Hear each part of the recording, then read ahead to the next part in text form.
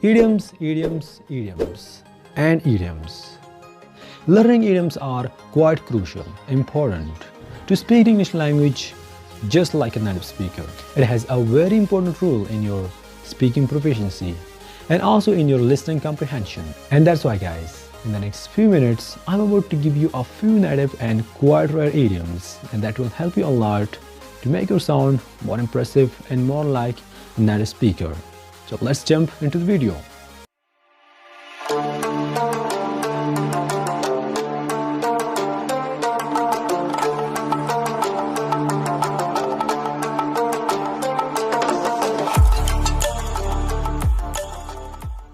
Number 1. Sit on the fence.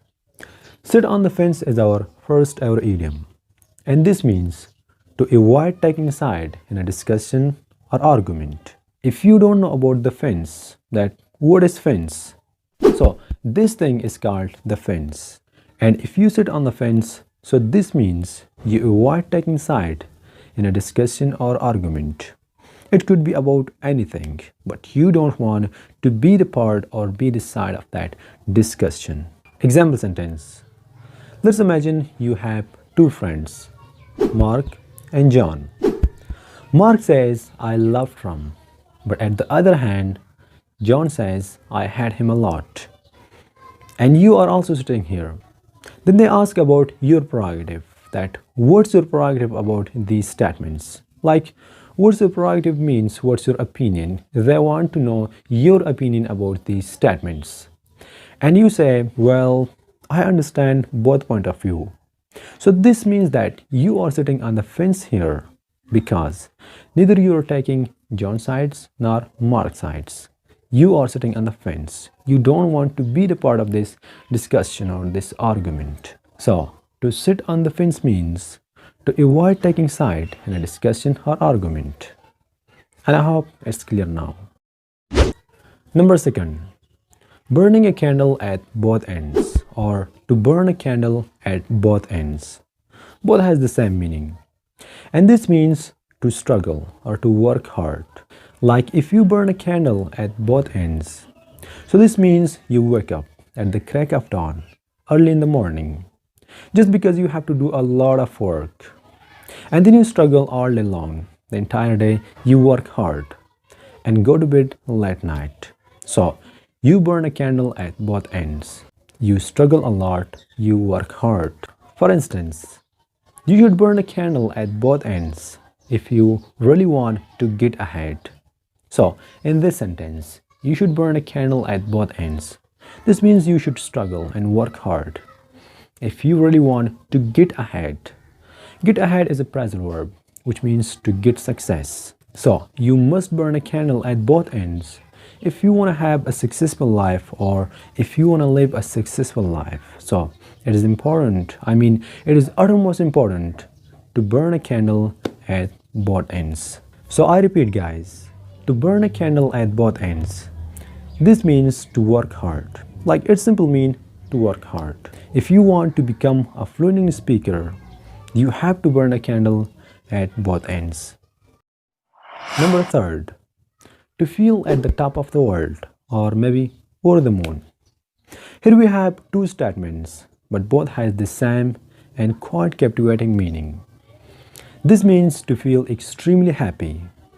Like if you feel at the top of the world, or maybe over the moon. So this means you are extremely happy just because of something good happened to you. For example, I feel at the top of the world when my boss raised my salary. Or I was over the moon when we won our cricket match.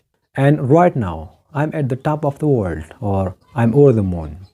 Just because recently I bought this car, and that's why I'm at the top of the world. I'm extremely happy.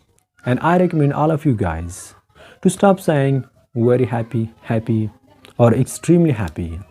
Instead, you have to use and utilize these two modern expressions to feel at the top of the world or over the moon, to sound more natural and smarter. Number 4. Hold your horse. Hold your horse means to be patient, have patience, or just to wait. Like if someone tell you, hold your horse, mate. So this means to have patience, be patient, or just to wait. Because you are quite hasty and antsy. The word antsy means impatient. So, if you are impatient, you should hold your horse. For example, hold your horse. We have not won yet. So, don't start celebrating. And sometimes people ask me, how long would it take to become a fluent English speaker? To speak the English language as fast as native English speakers. So, my suggestion for everyone who want to speak the English language fluently is just to hold your horse. Don't be antsy and don't make haste because haste make waste.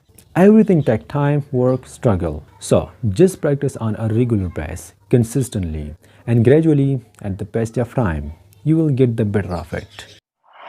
And number 5, to feel under the weather. To feel under the weather is our fifth idiom, and this means to feel sick. Like if you feel under the weather, so this means you are feeling sick.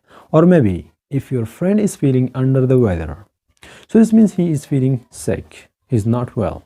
For example, yesterday, our teacher was feeling under the weather, and that's why he could not attend our class. So this means that yesterday, our teacher was not feeling well. He was not okay. He was sick, and thereby he could not attend our class. But I hope he will get over soon. Get over. Get over is a present verb, which means to recover from illness, to feel well. Like if you are feeling under the weather, so this means you are sick. But if you get over, so this means you feel well or you recover from illness. You can also say get well. Get well and get over both has the same meaning, and this means to recover from illness or to feel well. Number 6, to take the bull by the horn. To take the bull by the horn is our sixth idiom, and this means to face or deal with a difficult situation with determination and bravery. Like to face a difficult situation boldly and with determination. If you take a bull by the horn, just like this person, so this means that you are in trouble. You are dealing with a difficult situation, with a quite difficult situation, boldly and with determination. Because it's not easy to take a bull by the horn. There is so much risk. So, if someone is taking a bull by the horn, so this means he is facing or dealing with a difficult situation with determination and bravery. He is really a brave person. For example, this person hails from a quite destitute background. Like this person belongs to a quite poor background. His father is not that rich, but in spite of that, he is pursuing his higher qualification. He go to college and also he has a part-time job.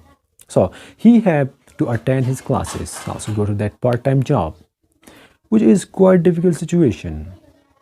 But despite of that, he is persistent and perseverance. He is dealing with this difficult situation boldly and with determination.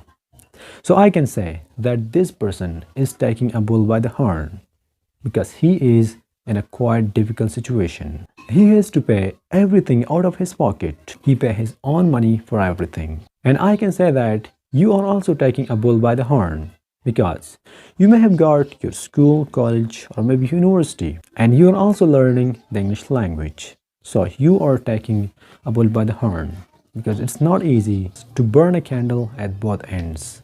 So guys, to take the bull by the horn, this means to face a difficult situation with determination and boldly. Number 7, running cats and dogs. Running cats and dogs is our seventh idiom, and this means to run heavily. Like if someone says, it's raining cats and dogs, so this means that it's raining heavily, and the raindrops are as big as cats and dogs, like this or maybe this. Just an idiom. Keep in mind, I repeat, keep in mind that don't use this expression, it's raining cats and dogs, because it's been expired. People don't use it and almost doesn't make sense. I'm telling you again not to use this expression. It's raining cats and dogs Then why did I bring it up and include it in today's lesson? What was the need for this idiom? Calm down. Just because I wanted to apprise you and make you understand that you are not supposed to use this idiom, it's raining cats and dog. But you might hear this idiom somewhere. So just keep in mind and don't use it. And anyway, there is another idiom, another expression that also mean the same, but quite sophisticated one. It's pouring it down. It's pouring it down also means it's raining heavily. And people use it all the time. You can also use it wherever you want and whenever you want. So instead of saying it's raining cats and dog or it's raining heavily, you can say it's pouring it down. It's pouring it down, so I can't go to my school. We cannot play our cricket match today because it's pouring it down. Or we can't go out because it's pouring it down. So, pouring it down means rain heavily. And I hope you got it. Number 8. The final idiom and my favorite idiom. Let the cat out of the bag or let the cat out of the box. Both has the same meaning. And this means to reveal or expose someone information or secrets that was previously concealed. Like if you let the cat out of the bag. So this means you expose someone's secret that was previously concealed, that was previously hidden. For instance, let's imagine you give your secret to your friend. It could be anything. And also you ask your friend, keep it stum, keep it secret, don't breathe a word of this to anyone. This means to remain calm or don't say anything. But despite of that, your friend tell everyone about that secret, and your secret is no longer a secret because everyone know about that. Just because he was two-faced bitch. So, to let the cat out of the bag or to let the cat out of the box. This means to reveal someone information or secret that was previously concealed, that was previously hidden. It may be by mistake or recklessly. So, if you know someone's secret, so don't let the cat out of the bag. Don't expose that. And now finally it is the turn of our bonus idiom. And our bonus idiom for today is feeling blue. Feeling blue means to feel sad. Like if you are feeling blue, so this means you are feeling sad. Alright guys, here is the end of my lesson. And I really hope it was a useful and quite constructive lesson.